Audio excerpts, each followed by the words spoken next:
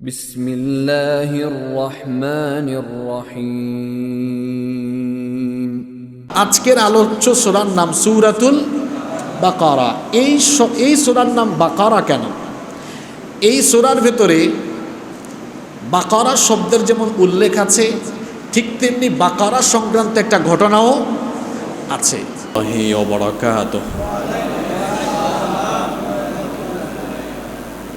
আলহামদুলিল্লাহিল্লাযী ওয়াহদাহু ওয়াসসালাতু ওয়াসসালামু আলা মান লা নাবিয়্যা বা'দাহু আম্মা বা'দু ফাআউযু বিল্লাহি মিনাশ শাইতানির রাজীম।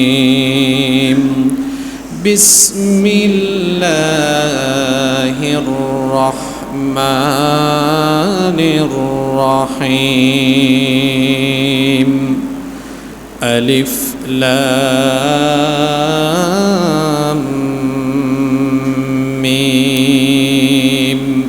যালিকাল কিতাবু লা রাইবা ফীহি হুদাল লিল মুত্তাকিন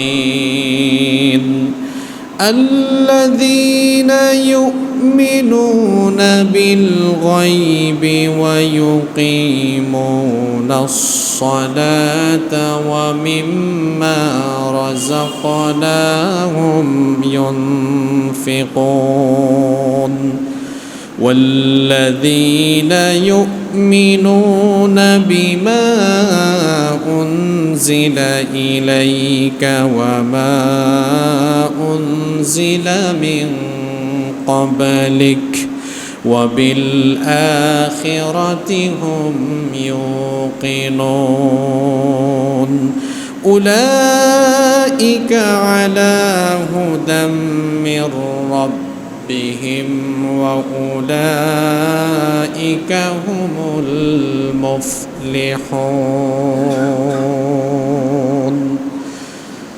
সাদাকাল্লাহুল আযীম। সকল প্রশংসা এবং কৃতজ্ঞতা মহামহিয়ান আল্লাহ সুবহানাহু ওয়া তাআলার জন্য, যিনি আমাদেরকে সুস্থতার সাথে বাঁচিয়ে রেখে সপ্তাহের শ্রেষ্ঠ দিন জুমার দিনে আমাদেরকে সবার আগে মসজিদে সমবেত হয়ে আলোচনায় শামিল হওয়ার তৌফিক দান করেছেন, সুযোগ দান করেছেন। সেজন্যে আমরা আমাদের হৃদয় রিংড়ানো সকল ভালোবাসা, আবেগ, অনুভূতিকে উজাড় করে দিয়ে খুশি মনে প্রাণবন্ত আওয়াজে উচ্চ কণ্ঠে কালিমাতুশ শুকর আদায় করে আমরা সকলেই পড়ছি আলহামদুলিল্লাহ। দুরুদ এবং সালাম পেশ করছি সর্বকালের সর্বযুগের সর্বশ্রেষ্ঠ মহামানব নবিয়ুনা ওয়া সাইয়্যিদুনা ওয়া কুদওয়াতুনা মুহাম্মাদুর রাসূলুল্লাহ সাল্লাল্লাহু আলাইহি ওয়াসাল্লামের প্রতি, যাকে আল্লাহ তাআলা রহমাতাল লিল আলামিন হিসেবে এ ধরার বুকে প্রেরণ করেছেন। আল্লাহুম্মা সাল্লি ওয়া সাল্লিম ওয়া বারিক আলা নাবিয়্যিনা মুহাম্মদ সাল্লাল্লাহু আলাইহি ওয়াসাল্লাম।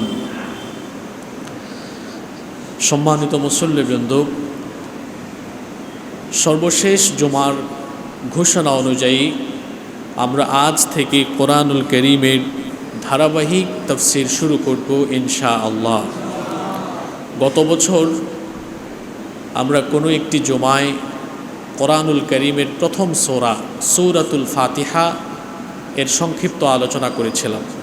আজকে আমরা পরবর্তী সূরা এবং কোরআনুল কারীমের দীর্ঘতম সূরা সূরাতুল বাকারা শুরু করব ইনশাআল্লাহ। কোরআনুল কারীম এটি মহান আল্লাহ তাআলার পক্ষ থেকে আমাদের জন্য হিদায়াতের মহাগ্রন্থ। কোরআনুল কারীম হচ্ছে মহান আল্লাহর বাণী। কোরআনে কারীমে সন্নিবেশিত আল্লাহর বাণীসমূহ মোট 114টি সূরায় বিন্যাস করা হয়েছে। প্রত্যেকটি সূরার আলাদা আলাদা নাম আছে। কোরআনুল কারীমের সূরাগুলোর নামকরণ এটি পৃথিবীর কোনো মানুষ কর্তৃক হয়নি, বরং প্রত্যেকটি সূরার নাম যিনি নির্ধারিত করেছেন, সবাই বলি তিনি কে? আল্লাহ। এমনকি কোনো একটি সূরার নাম নবীজি নিজে দেন নাই, সবগুলো সূরার নাম দিয়েছেন কে? আল্লাহ। আল্লাহ তাআলা জিবরিলের মারফতে নবীজিকে জানিয়েছেন। যখনই কোনো আয়াত বা আয়াতসমূহ নবীজির কাছে নাজিল হতো, নবীজির ওহী লেখক সাহাবী ছিলেন যাদেরকে বলা হতো কাতিবে ওয়াহি। সেই ওহী লেখক সাহাবীদেরকে ডেকে নবী বলতেন যে এই আয়াতগুলো অমুক সূরার অন্তর্ভুক্ত, তোমরা এই আয়াতগুলো অমুক সূরার আয়াত হিসাবে লিখে রাখো। ১৫০০ বৎসর আগে কোরআন যেভাবে নবীজির কাছে এসেছে, এখনও অবধি কোরআন সেই রকমই আমাদের কাছে আছে, আলহামদুলিল্লাহ। কোনো প্রকার পরিবর্তন বা পরিবর্তন হয়নি, হওয়ার কোনো সম্ভাবনাও নাই। কত অথেন্টিক করে কোরআনুল কারীমকে লিপিবদ্ধ করা হয়েছে। কোরআনুল কারীমের প্রত্যেকটি সূরার নামকরণ করেছেন আল্লাহ তাআলা। আল্লাহ জিবরিলের মারফতে নবীজিকে জানিয়েছেন, নবীজি তার সাহাবীদেরকে জানিয়েছেন। আর কোরআনুল কারীম সেই যুগে আপনারা জানেন কোরআন সংকলন হয়েছে মোট কয়বার? 3 বার লিপিবদ্ধ হয়েছে। প্রথমবার নবীজির জামানায়। নবীজির জামানায় কোরআন এই রকম, আমার হাতে আপনারা একটি মুসহাফ দেখছেন, এই রকম গ্রন্থ আকারে নবীজির জামানায় কোরআন ছিল না। নবীজির জামানায় কোরআনকে সংরক্ষণ করা হতো দুটো পদ্ধতিতে। কয়টা পদ্ধতিতে? 2 পদ্ধতিতে।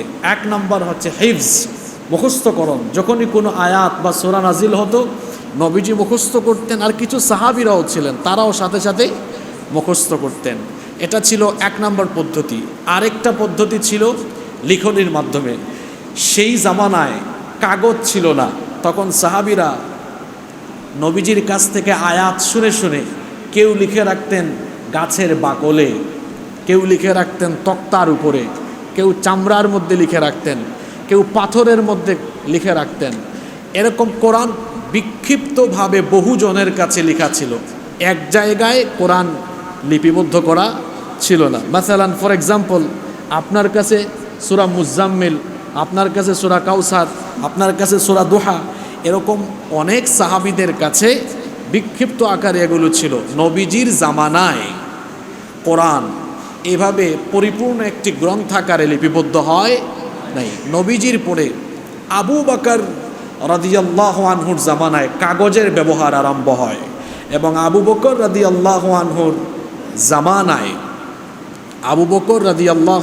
জামানায় দ্বিতীয়বার কোরআনকে লিপিবদ্ধ করা হয়।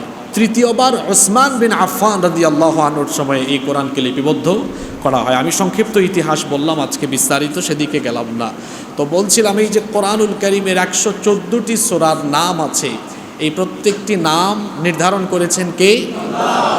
আল্লাহ তাআলা। এবং নবীজিকে আল্লাহ তাআলা জানিয়েছেন, নবীজি আমাদেরকে এগুলো জানিয়ে গিয়েছেন। আল্লামা ইমাম সুয়ুতি রাহিমাহুল্লাহ তিনি বলছেন কোরআনুল কারীমের প্রত্যেকটি সূরার নাম আল্লাহ কর্তৃক নির্ধারিত। আবার শেখ সুলাইমান আল বুজাইরামি রাহিমাহুল্লাহ তিনি বলছেন আসমাউস সুওয়ারি তিনি বলছেন আখবরাহু জিবরিল আলাইহিস সালাম বিআন্নাহা হাকাযা ফিল লাওহিল মাহফুজ। তিনি বলছেন জিবরিল নবীজিকে যেভাবে জানিয়েছেন, সূরার নামগুলো যেভাবে জানিয়েছেন, ঠিক সেইভাবেই প্রত্যেকটা সূরার নাম লাওহে মাহফুজে সংরক্ষিত আছে। সুবহানাল্লাহ। আবার আল্লামা তাহির বিন আশুর রাহিমাহুল্লাহ তিনি বলছেন ওয়া আম্মা আসমাউস সুওয়ারি ফাকাদ জুইলাত লাহা মিন আহদি নুজুলিল ওয়াহয়ি। তিনি বলছেন ওহী নাজিলের যুগ থেকে, কোরআন নাজিলের যুগ থেকেই প্রত্যেকটি সূরার নাম নির্ধারিত হয়ে আছে, এর মধ্যে কোনো পরিবর্তন হয়নি, হওয়ার কোনো সম্ভাবনাও নাই। সম্মানিত মুসল্লিবৃন্দ, এই যে কোরআনুল কারীমের 114টা সূরার বিভিন্ন নাম আছে, এই নামগুলো নামকরণ হওয়ার কিছু পদ্ধতি বা উপায় রয়েছে। প্রথমত, অধিকাংশ বা বেশিরভাগ সূরাই নামকরণ হয়েছে এমনভাবে যে অধিকাংশ ক্ষেত্রেই সূরার ভেতরে ব্যবহৃত কোনো শব্দকেই সেই সূরার নাম হিসেবে বেছে নেওয়া হয়েছে। যেমন কোরআনের সর্বশেষ সূরার নাম কি? সূরা নাস। এই নাস শব্দটা ওই সূরায় আছে না নাই? কুল আউযু বিরাব্বিন নাস। আবার এর আগের সূরা, সূরা ফালাক, কুল আউযু বিরাব্বিল ফালাক। সূরা নাসর, ইযা জাআ নাসরুল্লাহি, নাসর শব্দ আছে। সূরা লাহাব, তাব্বাত ইয়াদা আবি লাহাবিউ ওয়া তাব। সূরা কাফিরুন, কুল ইয়া আইয়ুহাল কাফিরুন। সূরা মাউন, ওয়ায়ামনাউনাল মাউন, সূরা কাউসার, ইন্না আ'তাইনাকাল, সূরা কুরাইশ, লিইলাফি কুরাইশ, সূরা ফিল, আলাম তারা কাইফা ফাআলা রাব্বুকা বিআসহাবিল ফিল, সূরা ইয়াসিন, ইয়াসিন, সূরা তাকাসুর, আলহাকুমুত তাকাসুর, সূরা আসর, ওয়াল আসর, সূরা রহমান, আর রহমান, আল্লামাল কুরআন, সূরা দুহা, ওয়াদ দুহা, সূরা তিন, ওয়াত তিন, সূরা নাশরাহ, আলাম নাশরাহ। এভাবে কোরআনের বেশিরভাগ সূরার নামকরণ হয়েছে ওই সূরার ভেতরে উল্লেখ থাকা কোনো একটা শব্দকে কেন্দ্র করে। এটা হচ্ছে এক। দুই নাম্বার, কোনো সূরা নামকরণ করা হয়েছে ওই নাম ওই সূরার ভেতর, ওই শব্দ ওই সূরার ভেতরেই নাই। কোনো সূরা এমন শব্দ দিয়ে নাম রাখা হয়েছে ওই শব্দ ওই সূরার ভেতরেই নাই। যেমন সূরা ফাতিহা, আলহামদুলিল্লাহ রাব্বিল আলামিন, এই পুরো সূরার ভেতরে, এই সূরা আপনাদের মুখস্থ আছে না? পুরো সূরার ভেতরে ফাতিহা শব্দ আছে। সূরা ইখলাস, কুল হুয়াল্লাহু, এই সূরার ভেতরে ইখলাস শব্দ আছে? নাই। তাহলে বোঝা গেল কোরআনের কিছু সূরা আছে যে শব্দ দিয়ে ওই সূরার নাম রাখা, ওই শব্দ ওই সূরার ভিতরে নাই। তাহলে এই সূরার নামগুলো কিভাবে রাখা হলো? ওই সূরার বিষয়বস্তু, ওই সূরার শিক্ষা, ওই সূরার মুখ্য উদ্দেশ্যকে কেন্দ্র করে ওই সূরার নাম রাখা হয়েছে। যেমন সূরা ফাতিহার নাম ফাতিহা কেন? ফাতিহা এটার অর্থ হচ্ছে আপনার যা দিয়ে কোনো কিছু উদ্বোধন হয়, যেটা দিয়ে কোনো কিছু শুরু করা হয়, আরবিতে ওটাকে বলে ফাতিহা। যেহেতু এই সূরা দিয়ে কোরআন শুরু হয়, কোরআন খুললেই প্রথমে যে সূরা, সেই সূরার নাম সূরাতুল, যেহেতু এটি কোরআনের শুরুতে অবস্থিত, এই জন্য এই সূরার নাম দেওয়া হয়েছে সূরাতুল ফাতিহা। আবার সূরা ইখলাস, এই সূরার নাম ইখলাস কেন? কারণ এই সূরার ভেতরে তাওহীদের আলোচনা আছে, এই জন্য সূরার নাম দেওয়া হয়েছে কি? ইখলাস। তাহলে মনে রাখবেন, কোরআনের সূরাগুলোর নামকরণের প্রথম উপায়, প্রথম পদ্ধতি বলেছি, সূরার ভেতরে থাকা কোনো শব্দকে বেছে নিয়ে ওই সূরার নামকরণ। অনেকগুলো উদাহরণ দিলাম। দুই নাম্বার, ওই শব্দের কোনো উল্লেখই নাই, বিষয়বস্তুকে কেন্দ্র করে সূরার নামকরণ। তিন নাম্বার হলো বিশেষ কোনো ঘটনাকে কেন্দ্র করে সূরার নাম রাখা। যেমন আজকের সূরা, সূরাতুল, সবাই বলেন সূরাতুল বাকারা। আসলে আজকে থেকে আমাদের যে আলোচনা শুরু হয়েছে এটা ক্লাসের মতো, এটা ক্লাসের মতোই ধারাবাহিকভাবে আপনারা থাকলে আপনারাও উপকৃত হবেন ইনশাআল্লাহ। আজকের আলোচ্য সূরার নাম সূরাতুল বাকারা। এই সূরার নাম বাকারা কেন? এই সূরার ভেতরে বাকারা শব্দের যেমন উল্লেখ আছে, ঠিক তেমনি বাকারা সংক্রান্ত একটা ঘটনাও আছে। বাকারা শব্দের অর্থ হচ্ছে গাভী। এই সূরার মধ্যে গাভী সংক্রান্ত একটা চমকপ্রদ ঘটনা আছে, ওই ঘটনাকে কেন্দ্র করে এই সূরার নাম রাখা হয়েছে। এইরকম কোরআনে কারীমের আরও কিছু সূরা আছে যেগুলো বিশেষ বিশেষ ঘটনাকে কেন্দ্র করে সূরার নাম দেওয়া হয়েছে। তাহলে কোরআনে কারীমের সূরার নামকরণের পদ্ধতি বললাম কয়টা? জোরে বলি কয়টা? তিনটা। এবার আসেন আজকে যে সূরা আমরা শুরু করছি, এই সূরার প্রাথমিক কিছু তথ্য, প্রাইমারি ইনফরমেশন আমরা জেনে নিই। সূরার নাম হলো সূরাতুল বাকারা। আমরা সবাই জানি কোরআনুল কারীমের সূরাগুলো দুই ভাগে বিভক্ত। কিছু সূরাকে বলা হয় মাক্কিয়া, কিছু সূরাকে বলা হয় মাদানিয়া। যেগুলো হিজরতের আগে মক্কায় নাজিল হয়েছে সেগুলোকে বলা হয় মাক্কিয়া, আর যেগুলো মদিনায় হিজরতের পরে মদিনায় নাজিল হয়েছে সেগুলোকে বলা হয় মাদানিয়া। সূরাতুল বাকারা, এই সূরাটি হচ্ছে মাদানিয়া কারণ এটি মদিনায় অবতীর্ণ হয়েছে। এই সূরা কোরআনুল কারীমের প্রথম পারায় অবস্থিত। সূরার সিরিয়াল নাম্বার হচ্ছে 2। সূরা ফাতিহার পরেই হচ্ছে এই সূরা, এবং এই সূরার আয়াত সংখ্যা হচ্ছে 286। সূরা বাকারার আয়াত সংখ্যা কত? এটি হচ্ছে কোরআনুল কারীমের দীর্ঘতম সূরা। এত দীর্ঘ সূরা, প্রায় 2.5 পারা এই সূরা দখল করে ফেলেছে। আল্লাহু আকবার। কোরআনে কারীমে এটি হচ্ছে সবচেয়ে বড় সূরা। কোরআনে কারীমে কিছু সূরা আছে 6 পৃষ্ঠা 7 পৃষ্ঠা, 1 পাতা 2 পাতাও আছে, একদম 1.5 লাইনেরও আছে, 2 লাইনেরও আছে। বিশেষ করে আমপাড়া যেটাকে আমরা বলি, শেষ পাড়ায় দেখবেন আপনারা সর্বশেষ 12-13টি সূরা, খুব ছোট না, ছোট। তা আমিও যখন ছোট ছিলাম এই বিষয়টা মাথায় আসতো বেশি, যখন মক্তবে পড়তাম বিশেষ করে তখন। তো মক্তবে যখন পড়তাম মাথায় আসতো, বুঝতাম না। আল্লাহ তাআলা কোরআনে কারিমে প্রথম প্রায় 25 পারা পর্যন্ত সব বড় বড় সূরা দিয়েছেন, আর প্রথম আপনি দেখবেন 12-13 পারা পর্যন্ত সব বড় বড় সূরা।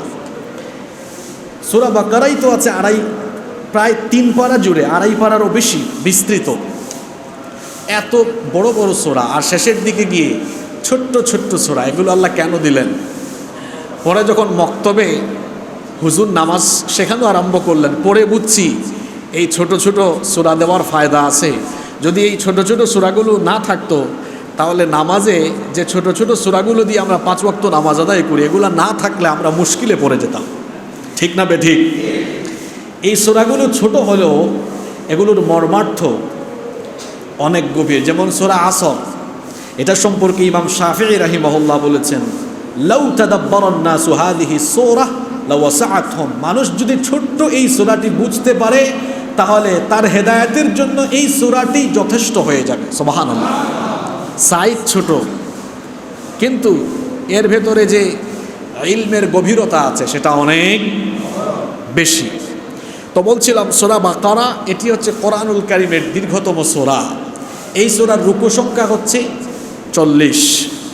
সূরা বাকারার বিশেষ কিছু বৈশিষ্ট্য রয়েছে, আমি তন্মধ্যে 5টি বৈশিষ্ট্য আপনাদের সামনে তুলে ধরছি। নাম্বার 1, এটি হচ্ছে কোরআনের সবচেয়ে লম্বা সূরা, যার আয়াত সংখ্যা 286। নাম্বার 2 নাম্বার, এই সূরার ভেতরেই আছে কোরআনের সবচেয়ে বড় আয়াত, দীর্ঘতম আয়াতও এই সূরার ভেতরে, যেটা 282 নম্বর আয়াত। পয়েন্টগুলো মনে রাখবেন। সূরা বাকারা কোরআনের সবচেয়ে বড় সূরা। আবার কোরআনের সবচেয়ে বড় আয়াত, লম্বা আয়াত কোন সূরায় আছে? সূরা বাকারায়, 282 নম্বর আয়াত। আবার কোরআনের সবচাইতে দামি আয়াতও এই সূরার ভেতরে আল্লাহ দিয়ে দিয়েছেন। সুবহানাল্লাহ।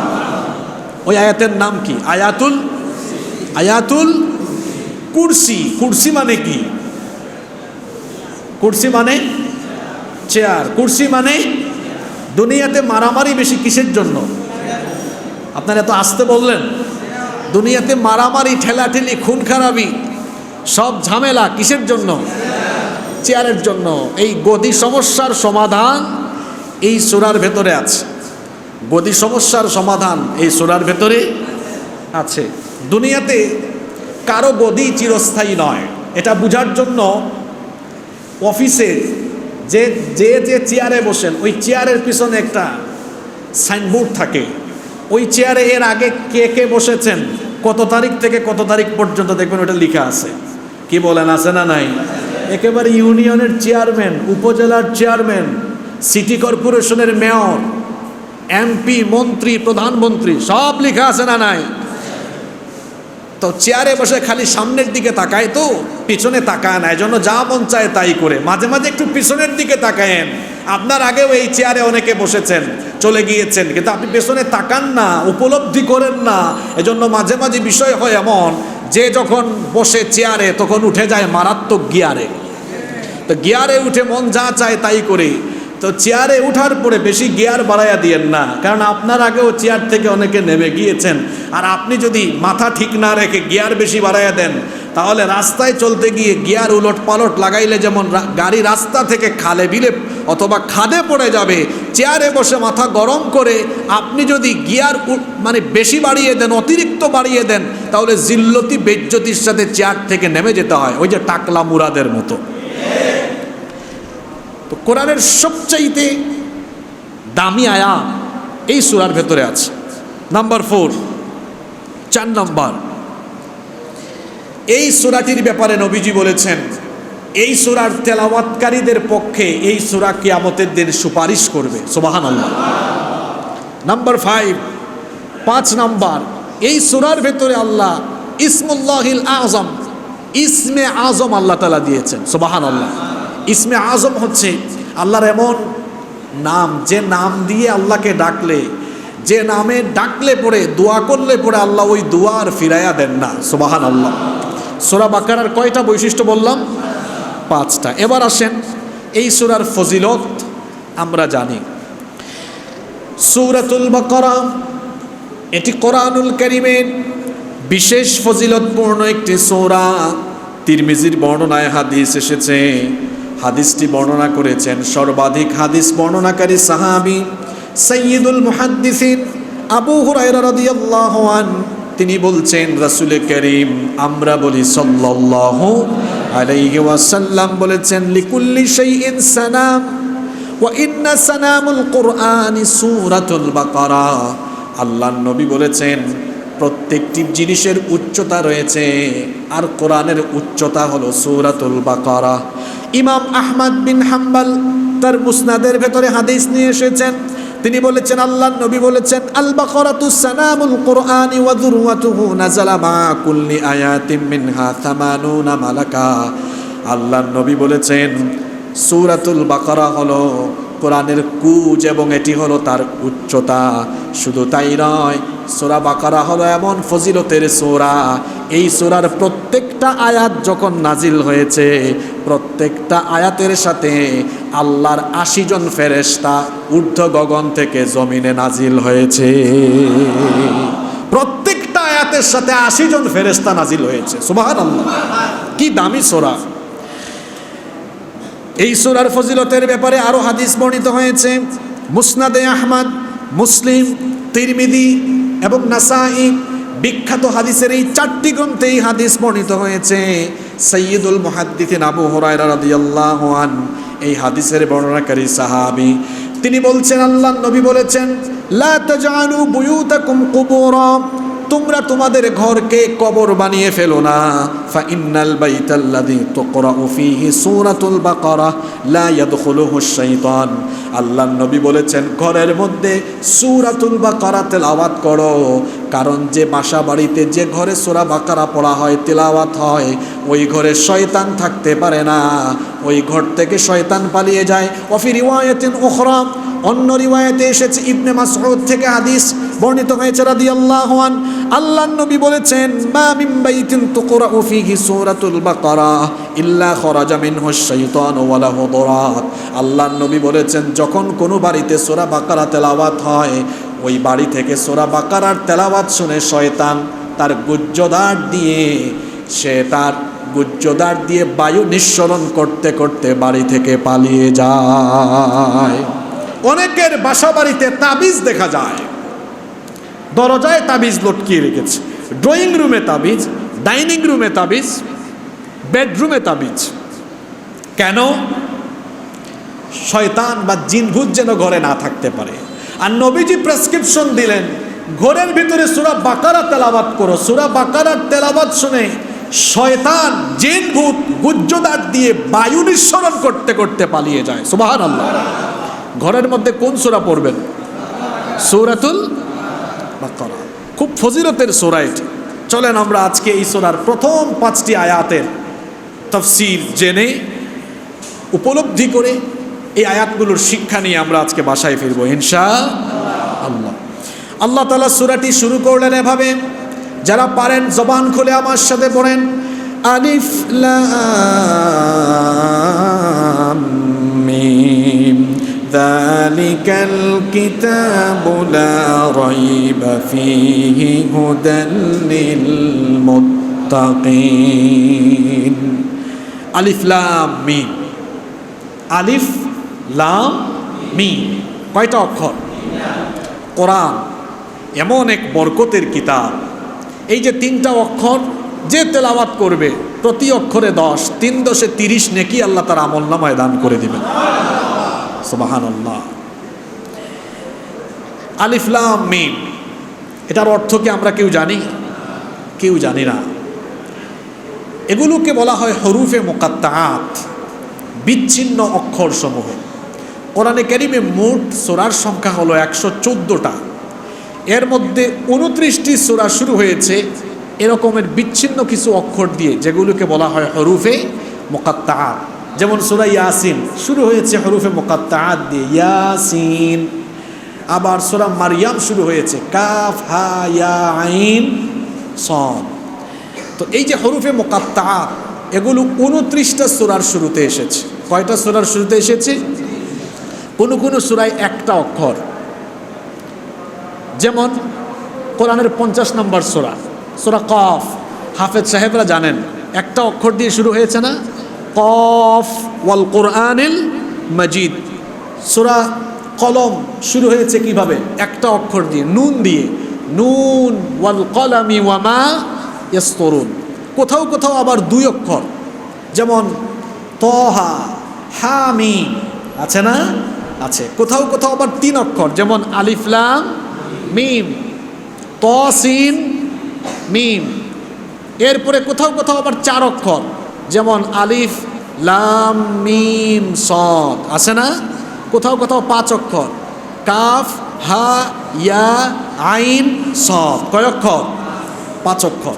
তাহলে 1 অক্ষর থেকে 5 অক্ষর পর্যন্ত আছে। 114টা সূরা কোরআনে আছে, তার মধ্যে 29টা সূরা শুরু হয়েছে এরকম বিচ্ছিন্ন অক্ষর দিয়ে, যেগুলোকে বলা হয় হরুফে মুকাত্তাআত। প্রায় সকল মুফাসসিরগণ এই সূরাগুলোর যেগুলো হরফে মুকাত্তাআত দিয়ে শুরু হয়েছে, এগুলোর ব্যাখ্যায় তারা লিখেছেন আল্লাহু আ'লামু বিমুরাদিহি বিযালিক। এগুলো দ্বারা কি উদ্দেশ্য, এগুলোর ব্যাখ্যা কি, আমরা কেউ জানি না, শুধু জানেন কে? শুধু জানেন।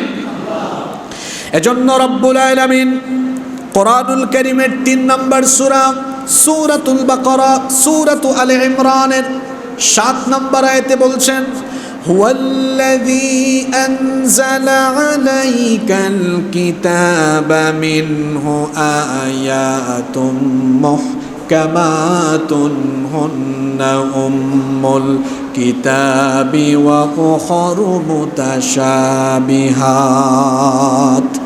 তিনি হচ্ছেন সেই সুবহান সত্তা যিনি আপনার উপরে এই কিতাব নাজিল করেছেন। এই কিতাবের কিছু আয়াত হচ্ছে মুহকাম, মানে যেগুলোর হুকুম স্পষ্ট, অর্থ বোঝা যায়, যেগুলোর ব্যাখ্যা বোঝা যায়। যেমন আল্লাহ কোরআনে বলেছেন আকিমুস সালাহ, নামাজ আদায় করো। এটার অর্থ বোঝা যায় কি যায় না, এটা মুহকাম, হুকুম স্পষ্ট। আল্লাহ বলেছেন যাকাত দাও, এই আয়াতটাও মুহকাম, কারণ হুকুম স্পষ্ট। কোরআনে কারীমের বেশিরভাগ অধিকাংশ আয়াত হলো মুহকাম। আল্লাহ তাআলা এই আয়াতে বলছেন হুন্না উম্মুল কিতাব, এগুলো হলো কিতাবের বেসিক অংশ, মূল অংশ। ওয়া উখারু মুতাশাবিহাত, আর কোরআনের বাকি অংশ, কিছু অংশ হলো মুতাশাবিহ, যেগুলোর অর্থ বোঝা যায় না। যেমন আলিফ লাম মিম, ইয়াসিন, তাসিন মিম, এগুলোর অর্থ বোঝা যায় না। আল্লাহ তাআলা বলছেন ফাআম্মাল্লাযীনা ফী কুলূবিহিম যায়গুন ফায়াত্তাবিউনা মা তাশাবাহা মিনহু ইবতিগাআল ফিতনাতি ওয়া ইবতিগাআ তা'ওয়ীলিহি। যাদের অন্তর বাঁকা, যাদের অন্তরে বক্রতা রয়েছে ফিতনা তৈরির উদ্দেশ্যে এবং অপব্যাখ্যা সাধনের লক্ষ্যে মুহকাম আয়াত বাদ দিয়ে মুতাশাবিহ আয়াতের পেছনে তারা লেগে যায়। আল্লাহ তাআলা বলছেন অথচ তারা জানে না। ওয়া মা ইয়ালামু তা'ওয়ীলাহু ইল্লাল্লাহ। এই আয়াতগুলোর ব্যাখ্যা একজন ছাড়া আর কেউ জানে না। যিনি এই আয়াতগুলোর অর্থ এবং ব্যাখ্যা জানেন তিনি কে? আল্লাহ তাআলা বলছেন والراسخون في العلم يقولون آمنا به كل من عند ربنا وما يذكر إلا أولو الألباب। আর জ্ঞানে পরিপক্ক লোকেরা, যারা সত্যিকারের জ্ঞানী, এরা এই আয়াতগুলো তেলাওয়াত করে আর তারা বলে আমান্না বিহ। এগুলোর অর্থ না জানলেও অসুবিধা নাই, আমরা এগুলোর উপরে ঈমান এনেছি। আল্লাহু আকবার। তারা আরো বলে কুল্লুম মিন ইনদি রাব্বিনা, আমরা বিশ্বাস করি এগুলো আমাদের রবের তরফ থেকে নাজিল হয়েছে। কোরআনে কারীমের প্রত্যেকটা অক্ষর যার তরফ থেকে এসেছে তিনি কে? তাহলে সূরা বাকারার প্রথম আয়াত আলিফ লাম মিম, হরুফে মুকাত্তাআত, মুতাশাবিহ আয়াত, অর্থ জানি না কিন্তু আমরা ঈমান রাখি, কারণ এগুলো যার তরফ থেকে এসেছে। জোরে বলেন তো তিনি কে? এখন আপনাদের প্রশ্ন হতে পারে হুজুর, যেটার অর্থ আমরা বুঝি না, আল্লাহ এই রকমের 29টা সূরার শুরুতে এ ধরনের শব্দ, অক্ষর, বর্ণমালা দিয়েছেন কেন? কিছু কারণও আছে না নাই? এজন্য গবেষক মুহাক্কিক উলামায়ে কেরাম এবং পৃথিবীর বিখ্যাত মুফাসসিরগণ তাদের তাফসীরের ভেতরে এর কিছু কারণ উল্লেখ করেছেন। সেখান থেকে কিছু কারণ আমি আপনাদেরকে শোনাই। যেই সমাজে কোরআন নাজিল হয়েছিল ওই সমাজের মানুষের মাতৃভাষা ছিল বাংলা, ইংরেজি না আরবি? জোরে বলেন। এই যে আলিফ লাম মিম এগুলো তো আরবি বর্ণমালারই তিনটা বর্ণমালা, তিনটা অক্ষর। যেই যুগে কোরআন নাজিল হয়েছে সেই সমাজের মানুষের ভাষা হলো আরবি, আর যাকে নবুয়ত দেওয়া হয়েছে তার ভাষাও, ওনার ভাষাও আরবি। সুতরাং তিনি কোরআন প্রচার করলে তারা বলতেই পারে যে তুমি এটা নিজে নিজে বানিয়ে রচনা করছো। এজন্য আল্লাহ তাআলা 29টা সূরার শুরুতে তাদের পরিচিত, কাফিরদের পরিচিত তাদের মাতৃভাষারই কয়েকটা বর্ণমালা দিয়ে আল্লাহ তাআলা কিছু কিছু সূরা দিয়েছেন। আর চ্যালেঞ্জ ছুড়ে দিয়েছেন, যারা বলো যদি কেউ বলো কোরআন মানুষের দ্বারা রচনা করা সক্ষম, তো দেখো বিভিন্ন সূরার শুরুতে তোমাদের পরিচিত অক্ষর দিয়েছি, এই অক্ষর দিয়ে পারলে কোরআনের মতো কোরআন বানাও। পৃথিবীর কাফিররা পেরেছে? পারার সম্ভাবনা আছে? তাহলে কি কারণে এরকম বিচ্ছিন্ন বিচ্ছিন্ন অক্ষর কোরআনের 29টা সূরার শুরুতে দেওয়া হয়েছে? এক নম্বর কারণ বললাম। 2 নম্বর, কোনো মুফাসসির বলেছেন এগুলো হলো শপথ বাক্য, এগুলো দ্বারা আল্লাহ শপথ করেছেন। নাম্বার 3 নম্বর, কোনো মুফাসসির বলেছেন এগুলো হচ্ছে কোরআন বা ওই সূরাগুলোর ভূমিকা যেগুলো দিয়ে আল্লাহ ওই সূরাগুলো শুরু করেছেন। নাম্বার 4 নম্বর, কোনো মুফাসসির বলেছেন এগুলো হচ্ছে ওই সূরার আরেকটা ভিন্ন নাম। নাম্বার 5 নম্বর, কেউ বলেছেন এগুলো আল্লাহ তাআলারই নাম। নাম্বার 6 নম্বর, কেউ বলেছেন এই যে আলিফ লাম মিম এই 3টা অক্ষর দিয়ে 3টা জিনিস বোঝায়। কোনো মুফাসসির বলেছেন আলিফ দিয়ে আনা মানে আমি, হ্যাঁ, তারপরে লাম দিয়ে হচ্ছে আল্লাহ আর মিম দিয়ে হচ্ছে আ'লাম। তাহলে আলিফ লাম মিম মানে হলো আনাল্লাহু আ'লাম। এই জুমলা, এই বাক্যের অর্থ হলো আমি আল্লাহ সব জানতা, আমি আল্লাহ সব জানি। আবার কোনো মুফাসসির বলেছেন আলিফ দিয়ে আল্লাহ, লাম দিয়ে জিবরিল, মিম দিয়ে মুহাম্মদ, আমরা বলি সাল্লাল্লাহু আলাইহি ওয়াসাল্লাম। নাম্বার 8, অধিকাংশ মুফাসসিরগণ এগুলো দ্বারা বিভিন্ন অর্থ করলেও কেউ কোনো একটি নির্দিষ্ট অর্থকে গ্রহণ করতে পারেন নাই, বরং তারা সকলেই বলেছেন এগুলো দিয়ে ইয়াতাহাদ্দা বিহ, আল্লাহ চ্যালেঞ্জ ছুড়ে দিয়েছেন যে জাহেলি যুগের কাফিররা তোমাদের পরিচিত অক্ষর দিয়ে কোরআনের বিভিন্ন সূরা শুরু হয়েছে, পারলে তোমাদের পরিচিত এই অক্ষর দিয়ে কোরআনের মতো কোরআন বানাও। তারা পারে নাই, কিয়ামত পর্যন্ত পারার কোনো সম্ভাবনাও নাই। তাহলে আলিফ লাম মিম এটি দিয়ে কেন সূরা শুরু হলো, এর কারণগুলো বললাম। এরপরে আসুন পরের আয়াতে আল্লাহ কি বলছেন। পরের আয়াতে আল্লাহ তাআলা বলছেন যালিকাল কিতাবু লা রাইবা ফীহি হুদাল লিল মুত্তাকিন। এটি সেই কিতাব যার মধ্যে কোনো প্রকার সন্দেহ নাই। যালিকাল কিতাবু লা রাইবা ফীহি, এটি সেই কিতাব যার মধ্যে কোনো সন্দেহ নাই। আল্লাহু আকবার। পৃথিবীতে কোরআন ছাড়া যে কোনো বই আপনারা হাতে নিলে দেখবেন বইয়ের লেখক বা প্রকাশক তারা বইয়ের শুরুতেই লিখে দেন যদি কোনো প্রিন্টিং মিস্টেক অথবা স্পেলিং মিস্টেক বা যে কোনো ধরনের তথ্যগত বিভ্রাট যদি পাওয়া যায় আমাদেরকে দয়া করে জানাবেন। পরবর্তী সংস্করণে, পরবর্তী প্রকাশে আমরা এগুলো সংশোধন করে দিব। পৃথিবীতে এই একটা কিতাব ব্যতিক্রম, এই কিতাবের শুরুতে এমন কোনো কথাবার্তা নাই। আপনারা কি কোরআন খুলে পেয়েছেন যে এমন কিছু লেখা আছে ফজমিয়া মসজিদের মুসল্লিগণ আপনারা যখন কোরআন পড়া আরম্ভ করবেন কোথাও ভুল টুল পাইলে আল্লাহ তাআলাকে জানায়া দিয়েন, একটু পরে আল্লাহ ঠিক করে দিবেন, এরকম কোনো কথাবার্তা কোরআনে আছে? জোরে বলেন আছে? বরং আল্লাহ তাআলা সকল প্রকার অক্ষমতা দুর্বলতা থেকে তিনি যে মুক্ত এর প্রমাণ পাওয়া যায় কোরআন খুললেই। তিনি শুরুতেই তার পরিচয় দিয়েছেন আমি এমন এক সত্তা, তোমাদেরকে এমন কিতাব দিয়েছি এই কিতাবের ভেতরে বিন্দুমাত্র কোনো সন্দেহ করারও অবকাশ নাই। সুবহানাল্লাহ। এমন এক কিতাব আল্লাহ আমাদেরকে দিয়েছেন, আলহামদুলিল্লাহ পড়ি আমরা।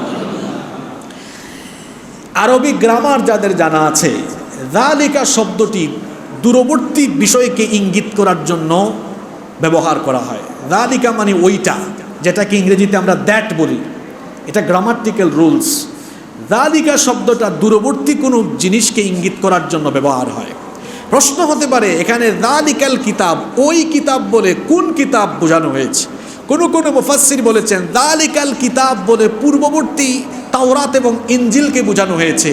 কারণ এই সূরা নাজিল হয়েছে মদিনায় যাওয়ার পরে। মদিনায় অনেক ইহুদি ছিল, অনেক খ্রিস্টানদের কাছে তখন দাওয়াত ছড়িয়ে যাচ্ছে।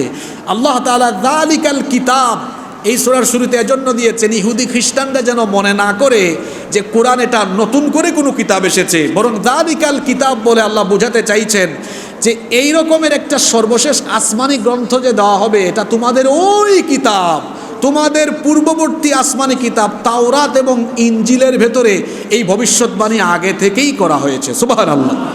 এজন্য কোনো মুফাসসির বলেছেন যে যালিকা দিয়ে এই কারণে আয়াত শুরু করা হয়েছে, যালিকা দিয়ে ওই পূর্ববর্তী দূরবর্তী সময়ে যে কিতাব নাজিল হয়েছে সেগুলোকে ইঙ্গিত করা হয়েছে। এরপরে কোনো মুফাসসিরের ব্যাখ্যায় বলেছেন যে আলিফ লাম মিম দেওয়ার পরে যালিকাল কিতাব লা রাইবা ফি, এটা আলিফ লাম মিমের পরেই আল্লাহ কেন দিয়েছেন? আল্লাহ তো চাইলে এই আয়াতটা আরও 4-5 আয়াত পরে দিতে পারতেন না, কিন্তু বিন্যাসটা এমন হলো কেন? সুবহানাল্লাহ, বিন্যাসটা এমন হয়েছে কেন? আলিফ লাম মিম প্রথম আয়াতের পরেই কেন এই আয়াত? সংশ্লিষ্টতা আছে, সম্পর্ক আছে। যেই যুগে কোরআন নাজিল হচ্ছে সেই যুগের কাফেররা যেন এরকম কথা না বলে যে মুহাম্মদ, আমরা বলি সাল্লাল্লাহু আলাইহি ওয়াসাল্লাম, আমাদের এলাকায় জন্ম হয়েছে, আমাদের চোখের সামনে বড় হয়েছে, হঠাৎ করে সে এমন কি বলছে, এগুলো কি নিজে নিজে বানিয়ে বলে নাকি? আল্লাহ এই কথা বলা বন্ধ করে দিলেন, আলিফ লাম মিম দিলেন, এগুলো তোমাদের মাতৃভাষারই অক্ষর, পারলে এগুলো দিয়ে অক্ষর বানাও, এগুলো দিয়ে শব্দ বানাও, কোরআন বানাও। এরা পারে নাই। যখন তারা পারে নাই, নবীজি তখন পরবর্তী আয়াতে বলছেন আর সন্দেহ করো না, সংশয় করো না, এটা মানবরচিত কিতাব নয়, এটা এমন কিতাব যেখানে সন্দেহ করার কোনো জিনিসই নাই। সুবহানাল্লাহ। যালিকাল কিতাবু লা রাইবা ফি, এটা সেই কিতাব যার ভেতরে কোনো প্রকার সন্দেহ করার মতো কিছুই নাই। এরপরে রব্বুল আলামিন বলছেন এটা তো এমন কিতাব যেই কিতাবের ভেতরে সন্দেহের কিছু নাই, যার মাধ্যমে আমরা কোরআন পেলাম। তিনি নিজে থেকে এই কোরআনের ভেতরে কিছু ঢুকিয়ে দেন নাই, কোরআন সম্পূর্ণ আল্লাহর তরফ থেকে এসেছে, কোনো কিছু নবীজির কাছ থেকে এখানে সন্নিবেশিত হয় নাই। এজন্য আল্লাহ সূরা নজমের মধ্যে বড় সুন্দর করে বলেছেন ওয়ামা ইয়ানতিকু আনিল হাওয়া ইন হুয়া ইল্লা ওয়াহায়ুন ইউহা। আমার নবী তার মনোবৃত্তির অনুসরণ করে কোনো কথা বলেন না, তিনি যা বলেন সেগুলো হলো ওহী, তিনি যা বলেন সেগুলো আল্লাহর তরফ থেকে ওহী হিসাবে তার কাছে এসেছে। আল্লাহ তাআলা অন্য আয়াতে বলেছেন, কোরআনুল কারীমের 69 নম্বর সূরা সূরাতুল হাক্কা এর 45 নম্বর আয়াত থেকে আল্লাহ তাআলা আরো সুন্দর করে বললেন ওয়ালাউ তাকাওয়ালা আলাইনা বা'দাল আকাওয়িল লাআখাযনা মিনহু বিল ইয়ামিন সুম্মা লাকাতা'না মিনহুল ওয়াতিন। আল্লাহ তাআলা বলছেন আমার না বলা কোনো বিষয় যদি নবীজি আমার নামে কোরআনে কারিমে ঢুকিয়ে দিতেন তাহলে আমি আমার নবীকে ছাড় দিতাম না, আমি সঙ্গে সঙ্গে আমার নবীর ডান হাতকে চেপে ধরে নবীর এই ঘাটটাকে আমি আল্লাহ নিজেই কেটে ফেলে দিতাম। আল্লাহু আকবার! কত অথেন্টিক কথাবার্তা আল্লাহ বলেছেন। এই কিতাবের একটা অক্ষরও আমার নবী নিজে বানায়া ঢুকায়া দেন নাই। যালিকাল কিতাবু লা রাইবা ফি, এটা সেই কিতাব যেখানে তোমরা সন্দেহ করার মতো কিছুই পাবা না। সুবহানাল্লাহ। এটা কিসের কিতাব? এটা হচ্ছে হিদায়াতের কিতাব। এটা সকল সেক্টরের মানুষকে হেদায়াত দিবে। যদিও এই কোরআন ছন্দময়, যারা কবিতা পছন্দ করেন, অনেকে কবিতা লিখে কবিতা পড়ে কবিতা পছন্দ করে, তারা কোরআন পড়ে মজা পাবে।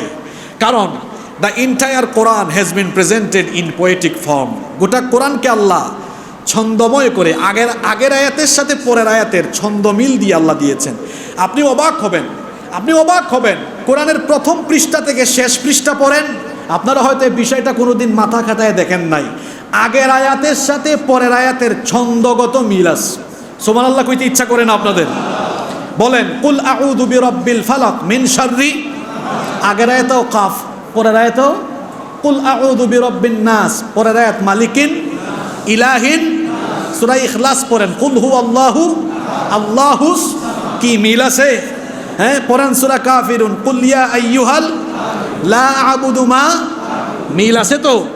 সূরা রহমান পড়েন আর রহমান আল্লামাল কুরআন খালাকাল। সূরা ইনফিতার পড়েন ইদাস সামাউন ফাতারাত ওয়া ইদাল কাওয়াকিবু ইনতাসারাত। কোন সূরা পড়বেন, কোন সূরা পড়বেন, কোন পৃষ্ঠা পড়বেন, কোন আয়াত পড়বেন, যেখানেই যাবেন আগের সাথে পরের আয়াতের ছন্দমিল পাবেন। সুবহানাল্লাহ। ৬,০০০-এর উপরে আয়াত, চিন্তা করেছেন আপনি? আগের আয়াতের সাথে পরের আয়াতের ছন্দগত মিল। কবি সাহিত্যিকরা মজা পাবে, ইতিহাসবিদরা কোরআন পড়লে মজা পাবে, কারণ কোরআনে ঐতিহাসিক ঘটনা আছে। ২,০০০, ৩,০০০, ৪,০০০, ৫,০০০, ৬,০০০ বছর আগের কাহিনী কি নাই তো? ফেরাউন কি এই কয়েকশো বছর আগের লোক নাকি? তারপরে নমরুদের কাহিনী, আদম সৃষ্টির কাহিনী, মহাবিশ্ব সৃষ্টির কাহিনী, এমনকি ভবিষ্যতের কাহিনী। বলবেন হুজুর ভবিষ্যতের কাহিনী, কিয়ামত এটা অতীত না ভবিষ্যৎ? এটাও আছে না নাই? এটা অতীতের কাহিনী সম্বলিত কিতাব, ভবিষ্যতের কাহিনী সম্বলিত কিতাব। তারপরে যারা বিজ্ঞান মনস্ক তারাও কোরআন পড়ে মজা পাবে, কারণ কোরআনের ৮ ভাগের ১ ভাগ শুধু বিজ্ঞান নিয়ে আলোচনা। সুবহানাল্লাহ পড়বেন না? তাই বলে কোরআনকে আমরা বিজ্ঞানের কিতাব বলতে পারবো না। এখানে ছন্দমিল আছে বলে এটাকে আমরা কবিতার কিতাব বলতে পারবো না। এখানে ঐতিহাসিক তথ্য আছে বলে এটাকে আমরা ইতিহাসের কিতাব বলতে পারবো না। তাহলে কোরআনকে আমরা কি বলবো? আল্লাহ বলে দিয়েছেন এটা হলো হিদায়াতের কিতাব। এটা কিসের কিতাব? কবি সাহিত্যিক কোরআনের কাছে আসলে হেদায়াত পাবে, চিকিৎসক হিদায়াত পাবে কোরআনের কাছে আসলে, বিজ্ঞানীও হিদায়াত পাবে। অর্থাৎ কোরআনের কাছে যারাই হেদায়াতের মন মানসিকতা নিয়ে আসবে তাদেরকেই হেদায়াত দেওয়া হবে। তবে হেদায়াতের মালিককে? কোনো নবী রাসূলও হেদায়াতের মালিক? যদি নবী রাসূল হেদায়াতের মালিক হইতেন তো কোনো নবী তার বউকেও হেদায়াত করতে পারেন নাই। উদাহরণ কি? নূহ আলাইহিস সালামের স্ত্রী বউকে হেদায়াত দিতে পেরেছেন? কোনো নবী তার বাপকে হেদায়াত দিতে পারেন নাই। উদাহরণ কি? ইব্রাহিম আলাইহিস সালামের বাবা। কোনো নবী তার চাচাকে হেদায়াত দিতে পারেন নাই, যেমন আমাদের নবী মুহাম্মাদুর রাসূলুল্লাহ সাল্লাল্লাহু। আবুল আহাব আবু জাহালকে হেদায়াত দিতে পেরেছেন? হেদায়াত কোনো মানুষ দিতে পারে না, কোনো পয়গাম্বার দিতে পারে না, কোনো ফেরেশতা দিতে পারে না। হেদায়াতের মালিক কে? এখন আমরা কোরআনের হেদায়াত চাই কি চাই না? সবাই হেদায়াত চান তো? তাহলে কোরআনের হেদায়াত পেতে হলে আপনাদেরকে একটি গুণে গুণান্বিত হতে হবে। এই কথা আল্লাহ আয়াতে বলছেন। কোরআনের হিদায়াত যদি পেতে চাই তাহলে আমাদেরকে কি করতে হবে? এবার আল্লাহ এই আয়াতের পরের অংশে সেই কথা বলছেন, হুদাল লিল মুত্তাকিন।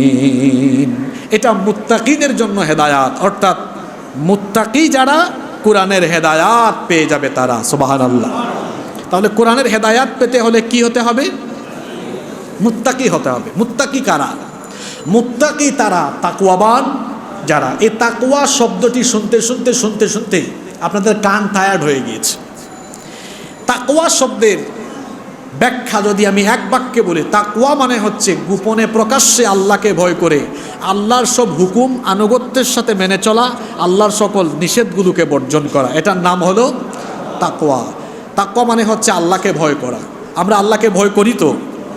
আমরা আল্লাহকে ভয় করি কি করি না কর্মকাণ্ডে বোঝা যাবে। আমি মুখে বললাম আল্লাহকে ভয় করি, কিন্তু বেচারা টাটকা সুদখোর, সে কি আসলেই আল্লাহকে ভয় করে? মুখে বলে আল্লাহকে ভয় করে, কিন্তু দুর্নীতি করে, সুদ খায়, ঘুষ খায়, চাঁদাবাজি করে, টেন্ডারবাজি করে, গুনাহ আর গুনাহ, পাপ আর পাপ, কোনো পাপ থেকে নিজেকে সেফ রাখতে পারে না। তাহলে সে ব্যক্তি কি সত্যিকার অর্থে আল্লাহকে ভয় করে? আল্লাহকে ভয় করার অর্থ হলো, ওই যে আমি উদাহরণ দিই, বাইম মাছের মতো হতে হবে। মুত্তাকি হতে হলে বাইম মাছের মতো হতে হবে। বাইম মাছ চিনেন তো? এটা পানিতে থাকে না, কাদায় থাকে? থাকে কাদায়। আমি নিজেও ছোটবেলা অনেক বাইম মাছ ধরেছি। কাদার ভেতরে থাকে, একদম 2 ফুট 3 ফুট ভিতরে, কাদার ভিতরে থাকে। কিন্তু এটা কাদার ভেতর থেকে বের করে এনে মাছ রাখার পাত্রকে চট্টগ্রামে আপনারা আঞ্চলিক ভাষায় কি বলেন? সিলেটে, আমাদের সিলেটে এটাকে খলই বলে। খলই, যে মাছ রাখে না, অনেক অঞ্চলে এটাকে খলই বলে, বা মাছ রাখার পাত্রতে বাইম মাছ যখন রাখা হয় তখন কি আর তার গায়ের মধ্যে কোনো কাদা থাকে? মুত্তাকি ব্যক্তির স্বভাব হবে এমন, ওই বাইম মাছের মতো। বাইম মাছ কাদায় থাকে কিন্তু কাদা তার গায়ে লাগে না। মুত্তাকি পাপে পরিপূর্ণ সমাজের ভেতরে থাকবে, পাপ তাকে টাচ করবে না, পাপ থেকে সে সেফ থাকবে। সুবহানাল্লাহ। তাহলে কোরআন থেকে হেদায়াত পেতে হলে যে গুণে গুণান্বিত হতে হবে সেই গুণের নাম হলো তাকওয়া। এবার মুত্তাকি কারা? মুত্তাকি তো লিবাস দিয়ে বোঝা যায় না। তাকওয়া থাকার জায়গা হলো, নবীজি বলেছেন আত্তাকওয়া হা হুনা, তাকওয়া থাকার জায়গা হলো এই অন্তর। আর মুত্তাকিদের গুণাবলী আল্লাহ কোরআনের বিভিন্ন জায়গায় বড় সুন্দর করে আল্লাহ তাআলা তুলে দিয়েছেন। তবে আজকে যে 5টি আয়াত আমরা আলোচনা করছি, এই আয়াতগুলোতে আল্লাহ তাআলা মুত্তাকিদের 5টি পরিচয়, 5টি বৈশিষ্ট্য তুলে দিয়েছেন। কয়টা পরিচয়? এই 5টি গুণে গুণান্বিত হতে পারলে আল্লাহ তাআলা আমাদেরকে জান্নাত দান করে দিবেন। এই 5টি গুণ অর্জনের দরকার আছে না নাই? এবার আল্লাহ তাআলা মুত্তাকিদের পরিচয়, মুত্তাকিদের বৈশিষ্ট্য, মুত্তাকিদের গুণাবলী পরের আয়াত থেকে বলছেন। যারা পারেন আমার সঙ্গে পড়েন, আল্লাযীনা ইউমিনুনা বিল গায়বি ওয়া ইউকিমুনাস সালাতা ওয়া মিম্মা রাযাকনাহুম ইউনফিকুন। আল্লাযীনা ইউমিনুনা বিল গায়ব, 1 নাম্বার মুত্তাকি তারা গায়বের প্রতি ঈমান আনে যারা। গায়ব শব্দটি হচ্ছে আরবি, এটার অর্থ হলো অদৃশ্য, যেটা দেখা যায় না। গায়ব হচ্ছে এমন কিছু বস্তু বা এমন কিছু বিষয় যা চোখে দেখা যায় না, কানে শোনা যায় না, নাক দিয়ে ঘ্রাণ নেওয়া যায় না, জিহ্বা দিয়ে স্বাদ নেওয়া যায় না, হাত দিয়ে স্পর্শ করা যায় না, পঞ্চ ইন্দ্রিয় দিয়ে যা অনুভব করা যায় না। তাহলে মুত্তাকিদের প্রথম গুণ হবে, প্রথম পরিচয়, এরা গায়বের প্রতি ঈমান আনবে। এখন কিছু বিষয় আছে চোখে আমরা দেখি না, কানেও শুনি না, কিছু বিষয় আমরা হাত দিয়ে ধরতে পারি না, কিছু বিষয় আছে জিহ্বা দিয়ে স্বাদও নিতে পারি না, নাক দিয়ে ঘ্রাণও পাই না। দুনিয়াতে থাকতে জান্নাতের ঘ্রাণ নাক দিয়ে পেয়েছেন? কথা বলেন। জান্নাতের নেয়ামত বা জান্নাতের ঝরনার কলকল ধ্বনি কান দিয়ে শুনেছেন? আপনি নিজের চোখে জান্নাত জাহান্নাম দেখেছেন? নিজের চোখে আল্লাহকে দেখেছেন? এগুলো হলো গায়ব। এবং এগুলো কি? এগুলো হলো গায়ব। গায়বের এই সকল বিষয় বা তথ্যসমূহ আমরা নবী রাসূলদের মাধ্যমে জেনেছি, বিশ্বাস করেছি। তবে আমরা অযৌক্তিকভাবে বিশ্বাস করি নাই। আমাদের বিশ্বাসের পেছনে যুক্তি আছে। অনেক নাস্তিক আছে যারা বলে যে আমরা অনেক বুকাশোকা টাইপসের মানুষ, আমরা অত বুকা নই রে। অদৃশ্য বিষয়ের প্রতি আমরা এমনি এমনি ঈমান আনি নাই। যেমন আমাদের রব, তার অস্তিত্ব আমরা চোখে দেখি নাই কিন্তু আমরা বিশ্বাস করি। আর আমরা এমনি এমনি বিশ্বাস করি না, কারণ আছে। এই যে ক্যামেরা, এটা কি অটোমেটিক চলছে না কেউ অন করে দিয়েছে? জোরে বলেন না কেন? তাহলে কেউ এই ক্যামেরার পেছনে আছে যে ক্যামেরা চালায়। রাস্তায় যে গাড়ি আছে এগুলো কি অটোমেটিক চলে না কেউ একজন চালায়? আকাশে যে বিমান উড়ে এটা কি অটোমেটিক উড়ে না কোনো পাইলট চালায়? এতগুলো ফ্যান মসজিদের ভেতরে চলছে, এগুলো কি অটোমেটিক ঘুরে নাকি কেউ একজন সুইচ দিয়েছে? তাহলে সব কিছুর পেছনে যদি কেউ একজন থাকে যিনি পরিচালনা করে, যে সকল নাস্তিকরা স্রষ্টার অস্তিত্বে বিশ্বাস করে না, ওই গণ্ডমূর্খ, ওই গাধা, ওই বেকুবদেরকে বলতে চাই, যদি সব কিছু এমনি এমনি না চলে তো মাথার উপরের আকাশ, পায়ের তলার জমিন, এরপরে নদ নদী, সাগর মহাসাগর, উদ্ভিদকুল, পশুকুল, প্রাণীকুল, গাছপালা, তরুলতা, মহাবিশ্ব, এগুলো কি এমনি এমনি পরিচালনা হয় নাকি কেউ একজন আছে? যিনি আছেন তিনি কে? তিনি হচ্ছেন আল্লাহ। তারপরে ফেরেশতা আমরা দেখি নাই কিন্তু ফেরেশতার প্রতি আমরা ঈমান এনেছি যে ফেরেশতা আছে, ফেরেশতা আল্লাহর হুকুম মানতে বাধ্য, তারা সব সময় আল্লাহর হুকুম মানে। এই যে বৃষ্টির দায়িত্ব আল্লাহ একজন ফেরেশতাকে দিয়েছেন, ফেরেশতার নাম হলো মিকাইল। ওহির দায়িত্ব দিয়েছেন, ফেরেশতার নাম হলো জিব্রিল। সিংহা বাজানোর দায়িত্ব দিয়েছেন, তার নাম ইসরাফিল। মানুষের বা প্রাণীর জান কবজ করা দায়িত্ব দিয়েছেন, ওই ফেরেশতার নাম আজরাইল। কেন বলেন আপনারা? এখানে আমরা বলতে বলতে মালাকুল মউত, আজরাইল নামটি অশুদ্ধ, এটা হচ্ছে মালাকুল মৌত, তাহলে আল্লাহর ফেরেশতা আছেন। এখন এটাও অযৌক্তিক নয়। আমি নাস্তিকরা যদি যুক্তিদার করায় তো যুক্তিও দেওয়া যায়, যুক্তিও দেওয়া যায়। একটা ফ্যাক্টরি, বিশাল একটা ফ্যাক্টরি কেউ একা চালায় না, তার অনেক কর্মচারী আছে। তবে ফেরেশতারা আল্লাহ তাআলার কর্মচারী না, ফেরেশতারা হচ্ছে আল্লাহর বাধ্যগত, আল্লাহর অনুগত। আল্লাহ যা বলেন তারা তা মানতে বাধ্য, তারা তা মানতে বাধ্য। ফেরেশতা আছে, আমরা দেখি নাই কিন্তু বিশ্বাস করি। তারপরে পরকাল আছে, পরকালও গায়ব, পরকালটাও গায়ব। কবর, জান্নাত, জাহান্নাম, মরার পরে আবার আমরা জীবিত হব, আমরা দেখি নাই কিন্তু আমরা বিশ্বাস। নাস্তিকরা যদি বলে না দেখে বিশ্বাস করলা কেন, ওই নাস্তিককে বলবো, বেটা তুই তোর মায়ের পেটে আসার আগে কিচ্ছু ছিলে না। এক ফুটা স্পাম থেকে যে আল্লাহ তোকে ধাপে ধাপে, এক ফুটা স্পাম থেকে যে আল্লাহ মায়ের পেটে ভ্রূণের বিকাশ সাধিত করে সুন্দর করে বানিয়ে তারপরে মায়ের পেট থেকে বের করে 2 কেজি 3 কেজির বাচ্চাকে, যেই নাস্তিককে এখন আল্লাহ 70 কেজি 80 কেজি বানিয়ে দিয়েছেন, ওই 80 কেজির নাস্তিক মরে যাওয়ার পরে আবার 80 কেজি ওয়েটের নাস্তিককে বুঝি আল্লাহ আবার জিন্দা করতে পারবেন না? পারবেন কি না? অবশ্যই পারবেন। তাহলে মুত্তাকিদের প্রথম পরিচয় হলো তারা গায়বের প্রতি ঈমান আনবে। কিসের উপরে ঈমান আনবে?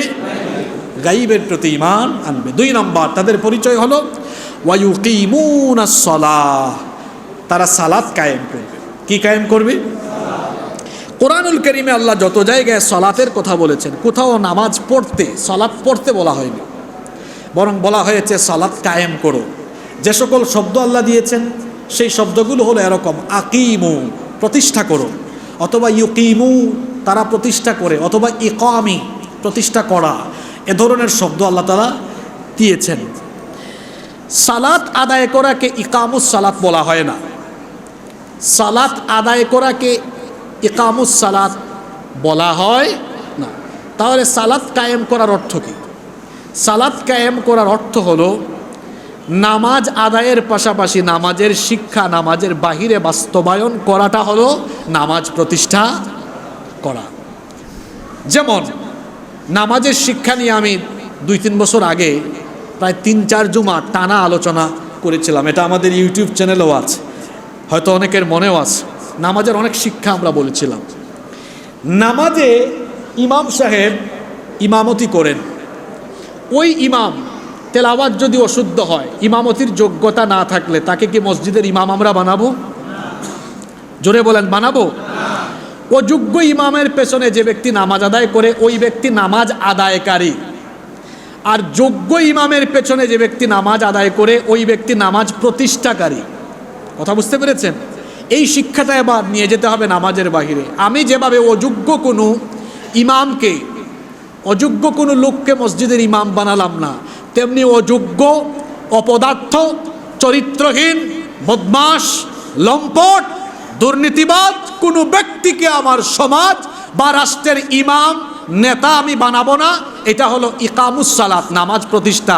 নামাজ যেমনি আদায় করে নামাজের বাইরেও তার মন মানসিকতা ঠিক আছে, এমনি নামাজের ভেতরে সব শিক্ষা আছে। এগুলা বলতে গেলে দীর্ঘ আলোচনা। তাহলে নামাজ প্রতিষ্ঠা আর নামাজ আদায় করা এক বিষয় নয়। এজন্য আল্লাহ তাআলা কোরআনুল কারীমের 29 নম্বর সূরা আনকাবুতের 45 নম্বর আয়াতে বলেছেন, ইন্নাস সালাতা তানহা আনিল ফাহশাই ওয়াল মুনকার, নিশ্চয়ই সালাত মানুষকে যাবতীয় অশ্লীল এবং মন্দ কাজ, গর্হিত কাজ থেকে বিরত রাখে। কিছু মানুষ আছে যারা নামাজ আদায় করে মিথ্যা কথা বলে, অন্যায় করে, অপকর্ম করে। কি বলেন, এমন মানুষ আছে না নাই? আরে মসজিদেও তো এমন মানুষ আছে, নামাজে সামনের কাতারে থাকে, এলাকায় সুদ খাওয়ার বেলায়ও তারা একদম টাটকা সুদখোর হয়ে সামনের কাতারে আছে। এরকম আছে না? তো নামাজও আদায় করে, গর্হিত অন্যায় অশ্লীল কাজও করে। আর আল্লাহ বলেছেন নিশ্চয়ই নামাজ মানুষকে অশ্লীল কাজ থেকে ফেরায়। আপনারা বুঝবেন নামাজ আদায় আর নামাজ প্রতিষ্ঠার মধ্যে পার্থক্য কি। যে ব্যক্তি নামাজ আদায় করার পরে অন্যায় থেকে নিজেকে ফেরাতে পারে না, নবীজি বলেছেন তার নামাজ নামাজি না, সে নামাজ আদায়কারী। আর যে ব্যক্তি নামাজ আদায়ের পরে অন্যায় থেকে সেফ রাখে নিজেকে, সে নামাজ প্রতিষ্ঠাকারী। সে শুধু নামাজ আদায় করলো না, নিজের মধ্যে নামাজ প্রতিষ্ঠা করলো। আর এই নামাজ প্রতিষ্ঠা শুধু নিজের মধ্যে হবে না। মুত্তাকিদের গুণাবলী হবে এমন, তিনি তার ব্যক্তিগত জীবন থেকে নিয়ে পরিবার, সমাজ, রাষ্ট্র সব জায়গায় তিনি নামাজ কায়েম করবেন। ব্যক্তি জীবনে নামাজ কায়েমের পরে পরিবার জীবনেও আপনি নামাজ কায়েম করবেন। এজন্য আল্লাহ তাআলা কোরআনুল কারীমের 20 নম্বর সূরা সূরাতুত তাহা এর 132 নম্বর আয়াতে বললেন, ওয়া'মুর আহলাকা বিস-সালাতি ওয়াসতাবির আলাইহা লা নাসআলুকা রিজকান নাহনু নারযুকুকা ওয়াল আকিবাতু লিত-তাকওয়া।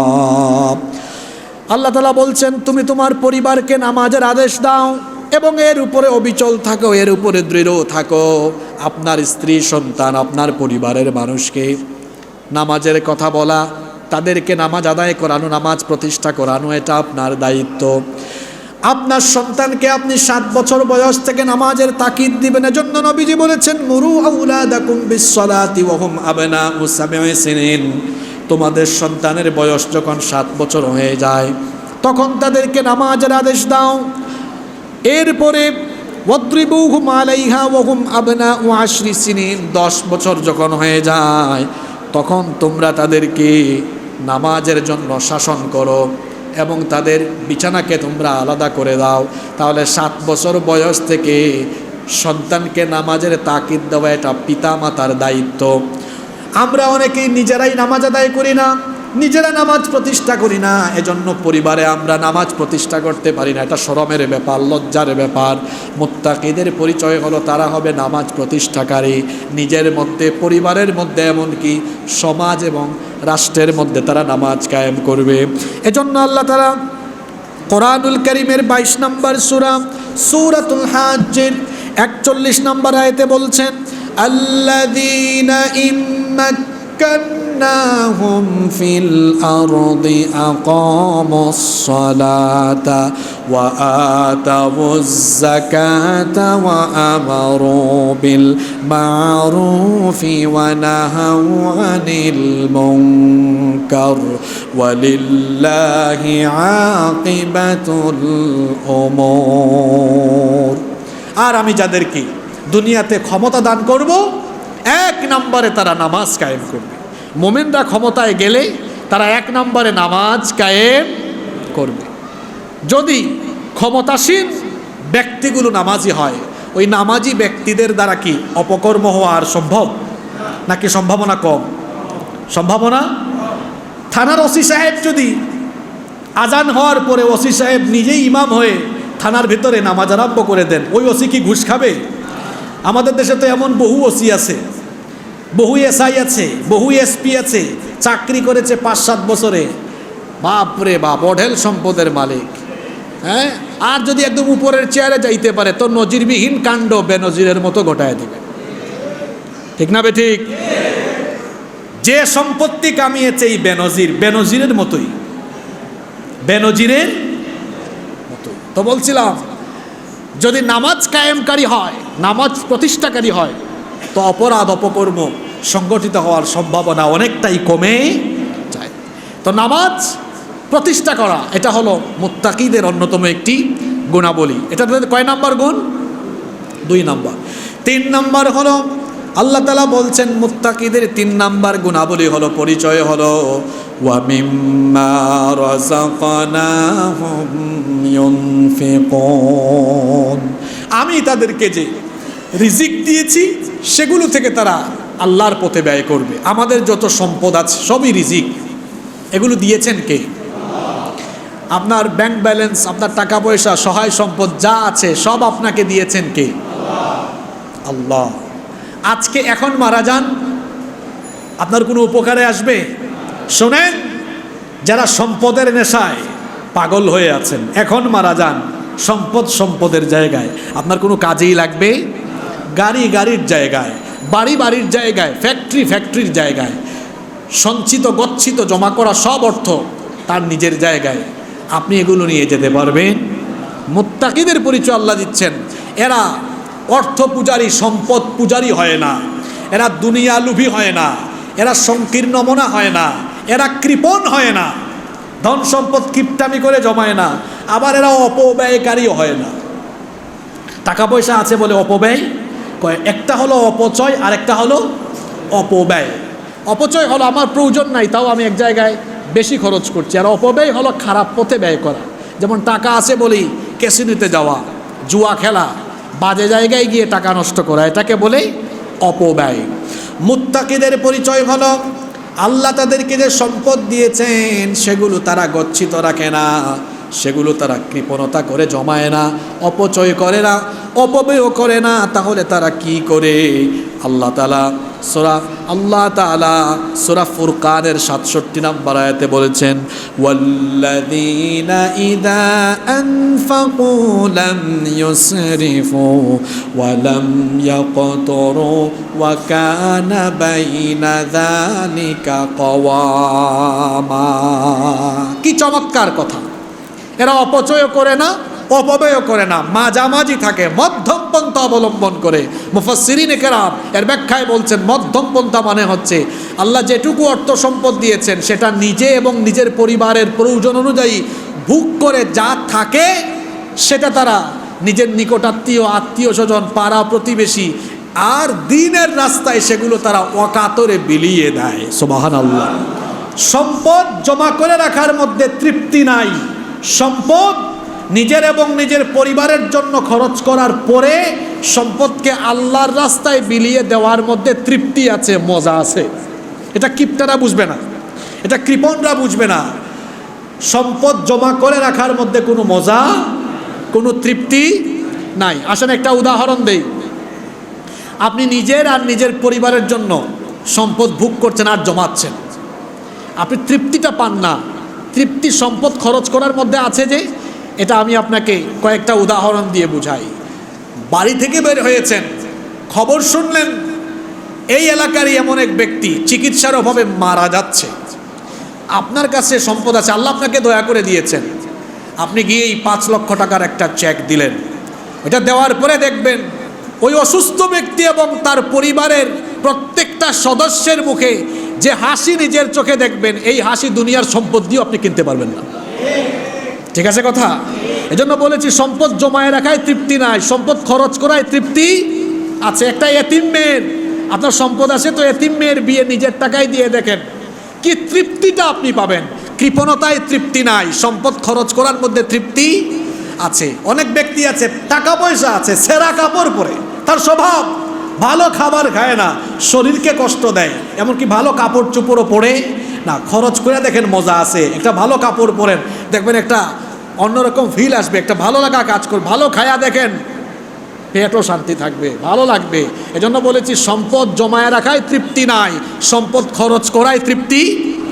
কার জন্য জমান আপনি? হ্যাঁ, কার জন্য জমান? এখন মারা যান, আপনার কষ্ট করা জমিয়ে রাখা সব রেখে গেলেন, নিজে ভোগ করতে পারলেন না। আপনি যতটুকু আছে নিজে ভোগ করেন, ভোগ করার পরে যা আছে সব অকাতরে আল্লাহর রাস্তায় বিলিয়ে দেন, আল্লাহর পথে বিলিয়ে দেন।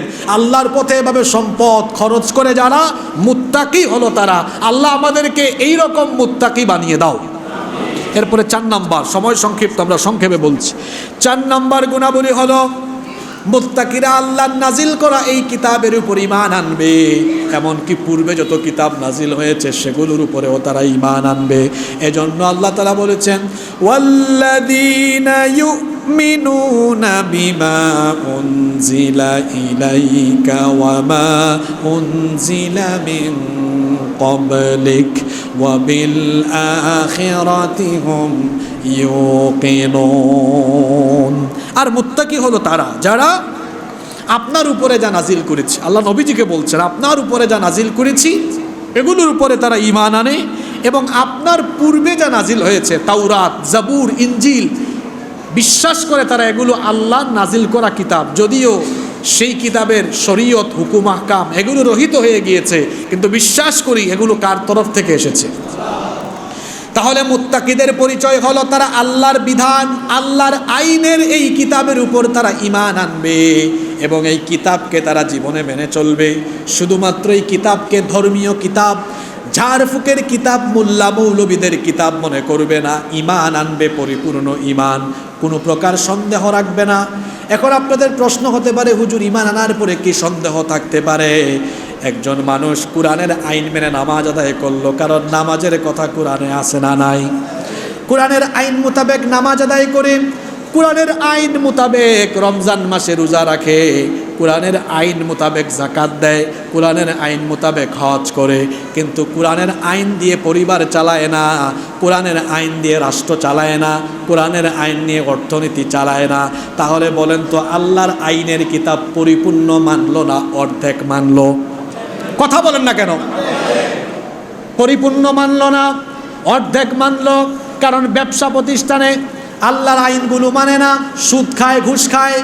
রাষ্ট্র পরিচালনায় কোরআন মানে না, অর্থ ব্যবস্থায় কোরআন মানে না, বিচার ব্যবস্থায় কোরআন মানে না। তাহলে সেই লোকটা কোরআনের প্রতি এখনো পূর্ণাঙ্গ ঈমান আনতে পারলো? এজন্য আল্লাহ তাদেরকে উদ্দেশ্য করে সূরা বাকারার 85 নম্বর আয়াতে বলছেন, আফাতুমিনুনা বিবাদিল কিতাবি ওয়া তাকফুরুনা বিবাদ। তবে কি তোমরা এই কোরআনের কিছু বিষয়ের উপর ঈমান এনেছ, আর কিছু বিষয়কে তোমরা সন্দেহ করছো, কিছু বিষয়ের উপর ঈমান এখনো আনো নাই? যদি তোমরা এমনটা করো তাহলে বান্দা শোনো, ফামা জাযাউ মান ইয়াফআলু যালিকা মিনকুম ইল্লা খিzyun ফিল হায়াতিদ দুনিয়া। যারা এইভাবে করে কোরআনের অর্ধেক মেনে অর্ধেক মানে না, আল্লাহ বলছেন দুনিয়াতে এরা হবে লাঞ্ছিত, অপমানিত, অপমানের জীবন তারা পাবে। শুধু তাই নয়, ওয়া ইয়াউমাল কিয়ামাতি ইউরাদ্দুনা ইলা আশাদ্দিল আযাব। আর আখিরাতে তাদেরকে কঠিন শাস্তির সম্মুখীন যিনি করবেন তিনি কে? এখন এই ধরনের মানুষ এই মসজিদে বসে আছেন, আপনি নিজের সঙ্গে মিলান। আপনি কোরআনের আইন মোতাবেক নামাজ আদায় করেন, কোরআনের আইন মোতাবেক হজ করেন, কোরআনের আইন মোতাবেক আপনি যাকাত আদায় করেন, কোরআনের আইন মোতাবেক কুরবানি করেন, কোরআনের আইন মোতাবেক আপনি রমজানের রোজা রাখেন, কিন্তু কোরআনের আইন মোতাবেক আপনি অর্থনীতি চালাতে পারেন না। এমন কি আপনি এমন কপাল পুরা কোরআনের আইন মোতাবেক আপনি রাজনীতি করতে পারেন না। কারণ কোরআনে কারিমে বলা আছে, একজন মুমিন কখনো মানুষের তৈরি করা আইন মানবে না, মানুষের তৈরি করা আইন প্রতিষ্ঠায় সে সামিল হবে না, সেরকম কোনো আন্দোলনে সামিল হবে না। বরং একজন মুমিন, একজন ঈমানদার নবীদের কর্মপন্থা অনুসরণ করে এই জমিনে যার আইন কায়েমের জন্য কাজ করবে তিনি কে? নিজের সঙ্গে মিলান তো। শুধু সুবহানাল্লাহ পড়ে পড়ে বাড়ি চলে যাচ্ছেন, এই আয়াতগুলোর আমল করার চেষ্টা করতে হবে। হ্যাঁ, মুত্তাকি হওয়াকে এত সোজা? এই কোরআনের প্রতি পরিপূর্ণ আইন মানতে হবে। কোরআনের আইনের বাহিরে অন্য কোনো আইন দিয়ে আমার জীবন পরিচালিত হতে পারে? মুত্তাকিদের 5 নাম্বার গুণাবলী এখানে আল্লাহ বলছেন। তাদের 5 নাম্বার গুণাবলী হলো ওয়াবিল আখিরাতি হুম ইউকিনুন। আখিরাতের প্রতি তারা ইয়াকিন রাখে, বিশ্বাস রাখে, দৃঢ় বিশ্বাস। আখিরাত আছে না নাই? মারা যাওয়ার পরে জীবিত আমরা হব কি হব না, এই উপলব্ধি যার ভেতরে আছে ও গুনাহ করবে? মরার পরে আল্লাহ আমাকে জীবিত করে আবার আল্লাহ আমার হিসাব চাইবেন, বিচার করবেন, এই উপলব্ধি নিজের ভেতরে ডেভেলপ যদি করা যায়, তাহলে সকল প্রকার গুনাহ থেকে বেঁচে আখিরাতের জবাবদিহিতা নিয়ে জীবন পরিচালনা করা সম্ভব হবে ইনশাআল্লাহ। এই 5টি গুণাবলীর কথা আল্লাহ বললেন। আল্লাযীনা ইউমিনুনা বিল গায়ব, যারা গায়বের প্রতি ঈমান আনে। আল্লাযীনা ইউমিনুনা বিল গায়ব, যারা গায়বের প্রতি ঈমান আনে। 2 নম্বরে আল্লাহ বললেন ওয়া ইউকিমুনাস সালাহ, সালাত প্রতিষ্ঠা করে। 3 নম্বর ওয়া মিম্মা রাযাকনাহুম ইউনফিকুন, আল্লাহর দেওয়া রিজিক থেকে ব্যয় করে। 4 নম্বর হলো ওয়াল্লাযীনা ইউমিনুনা বিমা উনজিলা ইলাইকা ওয়া মা উনজিলা মিন ক্বাবলিক, আল্লাহ যা আমাদের নবীর কাছে নাজিল করেছেন এবং পূর্ববর্তী নবীদের কাছে যা নাজিল হয়েছে সেগুলোর উপর পূর্ণাঙ্গ ঈমান আনা। আর 5 নাম্বার হলো আখিরাতের প্রতি বিশ্বাস রাখা। এই 5টি গুণে গুণান্বিত হবে যারা, মুত্তাকি হয়ে যাবে তারা। আর মুত্তাকি হবে যারা, সুসংবাদ পাবে তারা। সুসংবাদটা কি এবার শোনেন। পরের আয়াত 5 নাম্বার আয়াতে আল্লাহ সুসংবাদ দিলেন, এই 5টি গুণে যদি তোমরা গুণান্বিত হতে পারো, উলাইকা আলা হুদাম মির রাব্বিহিম ওয়া উলাইকা হুমুল মুফলিহুন। তারা তাদের পালনকর্তা রবের নির্দেশিত সঠিক পন্থায় আছে। তারা কারা? 5টি গুণে গুণান্বিত। ওয়া উলাইকা হুমুল মুফলিহুন, আর সফল কাম হলো তারা। সুবহানাল্লাহ পড়ে। তাহলে আজকের সূরা বাকারার এই প্রথম 5টি আয়াত থেকে আমরা মুত্তাকিদের কয়টা পরিচয় জেনেছি, কয়টা বৈশিষ্ট্য জেনেছি? 1 নাম্বার কিসের উপর ঈমান আনা? জোরে বলেন। গাইবের উপর ঈমান আনা। 2 নম্বরে কি প্রতিষ্ঠা করা? জুমার নামাজ প্রতিষ্ঠা করে চলে যাবেন, আসরের নামাজে আসবেন তো? আওয়াজ তো ছোট হয়ে গেল। আসবেন তো? মরার আগ পর্যন্ত নামাজ আমরা ছাড়বো না। 3 নাম্বার, সম্পদ ওই যে বললাম জমিয়ে রাখায় তৃপ্তি নাই, খরচ করায় তৃপ্তি আছে। খরচ করব কার পথে? আল্লাহর পথে। জমায়েন না, জমানোতে কোনো মজা নাই। নবী রাসূলরা সাহাবীরা সম্পদ জমাইতেন না, খরচ করতেন। যদি কেউ সম্পদ পান আল্লাহর তরফ থেকে, মনে করবেন আল্লাহ আমাকে সুযোগ দিয়েছেন খরচ করার জন্য, আল্লাহর পথে দান করার জন্য। এটা বাহাদুরি করিয়েন না যে আল্লাহ আমাকে কোটিপতি বানিয়েছেন। যদি কোটিপতি বানান তো আপনি শুকরিয়া করবেন, মাশা আল্লাহ, আলহামদুলিল্লাহ, আল্লাহ আমাকে দিয়ে তার অসংখ্য বান্দাদের খেদমত এবং আল্লাহ আমাকে দিয়ে তার দ্বীনের খেদমত করানোর দয়া করেছেন। সুবহানাল্লাহ।